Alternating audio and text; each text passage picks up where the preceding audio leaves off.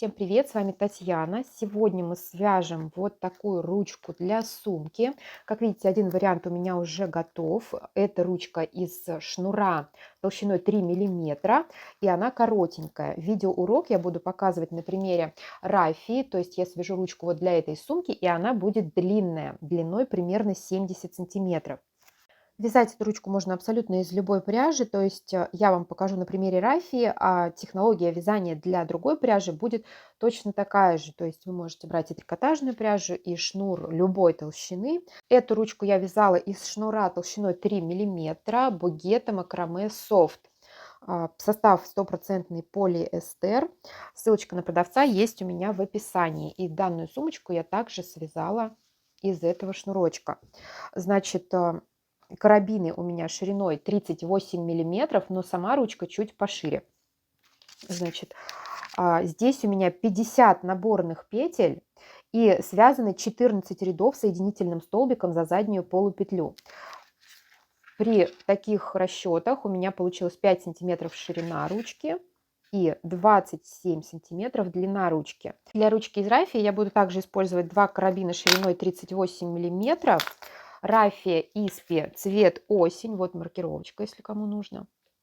И ручку я буду вязать крючком номер 3,5, хотя саму сумочку я вязала четверкой, то есть для ручки беру крючок на пол размера меньше, чтобы она была более плотной. Итак, карабинчики я пока откладываю. Для длины ручки примерно 70 сантиметров я наберу петель примерно в 2 раза больше желаемого размера в сантиметрах. То есть если нужно 70 сантиметров, набираем 140-150 петель. Я наберу 150.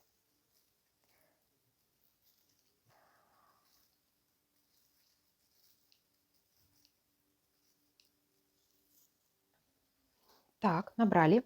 И теперь берем карабинчик и сразу будем наш ремешок в процессе вязания пришивать к карабину. Значит, смотрите. Вытягиваем петельку чуть подлиннее, чем обычно. Вот так вот вдеваем ее в карабин и здесь подхватываем крючком.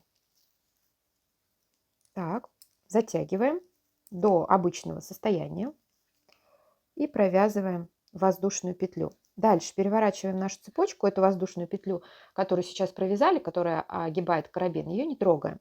И со следующей петельки, вот с этой, которая сразу идет, ну, первая, в общем, вплотную к карабину, с нее начинаем вязание основным узором. У меня основной узор это соединительный столбик, и первый ряд я буду вязать за заднюю перемычку косички, вот сюда, вот в эти петельки буду вводить крючок. Вот так, чтобы внизу оставалась косичка. Так, в первую петельку будет довольно сложно ввести крючок, потому что она прилегает к карабину. Ну, вот так вот захватываем заднюю перемычку и провязываем соединительный столбик. Далее следующая петелька и снова в заднюю перемычку, косичка внизу, и провязываем соединительный столбик. И таким образом провязываем всю косичку.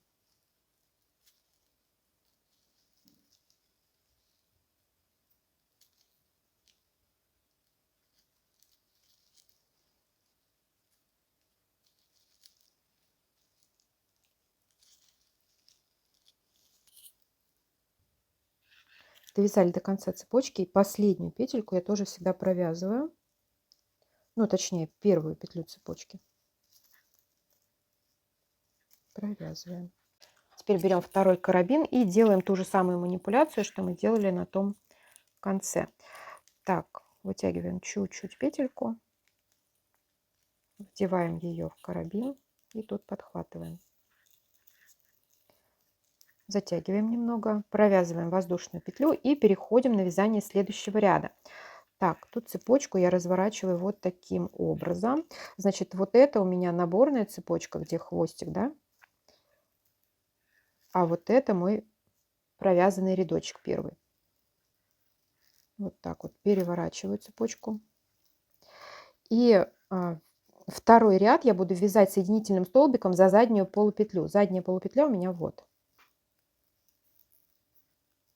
вот эти петельки. Так, и здесь самое сложное будет опять провязать первую петлю, которая прилегает к карабину. Подхватываем заднюю полупетельку и провязываем соединительный столбик. И дальше поехали. Вяжем соединительные столбики в каждую петельку.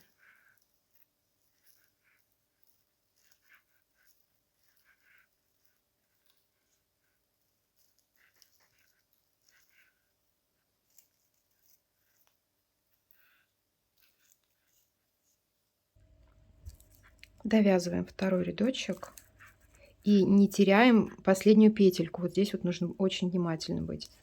Последняя петелька, которая прилегает к карабину. Провязываем и дальше опять чуть-чуть вытягиваем, просовываем в карабин, затягиваем и провязываем.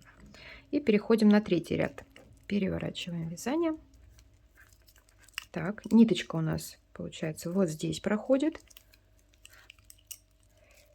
И здесь мы подхватываем первую петельку, которая вплотную расположена около карабина. Вводим крючок в заднюю полупетлю.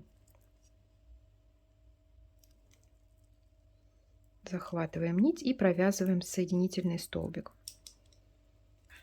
И дальше вяжем третий рядочек, также соединительным столбиком, в заднюю полупетлю.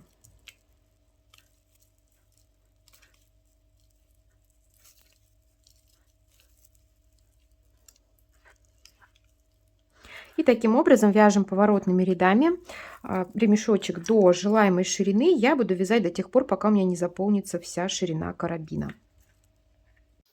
Вот такая вот у меня получилась хорошая длинная ручка. Значит, я провязала 16 рядов. При вязании соединительным столбиком за заднюю полупетлю это 8 вот таких вот косичек. Вот у меня их 1, 2, 3, 4, 5, 6, 7, 8. То есть 16 рядочков. Да, и еще вот здесь вот вяжем обязательно четное количество рядов, чтобы вот здесь вот петельки у вас по количеству совпадали на обоих карабинах. Вот здесь у меня 8 петелек и здесь 8 петелек. Сейчас 8-ю сделаю. Итак, делаем завершающий маневр. Так, присоединяем последний наш рядочек.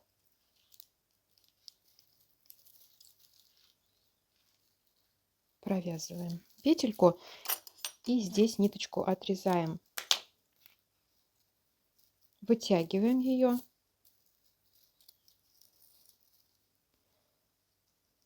И закрепляем.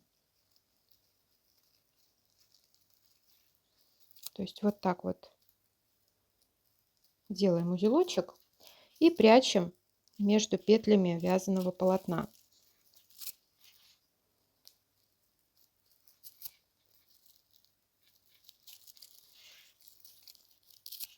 И этот хвостик также прячем между петельками. И далее, после завершения работы, я рекомендую всегда отпаривать изделие, и ремешок это не исключение, особенно из рафии. Вот сейчас он у меня еще не отпаренный. Так, в сантиметрах я вам еще не сказала, длина его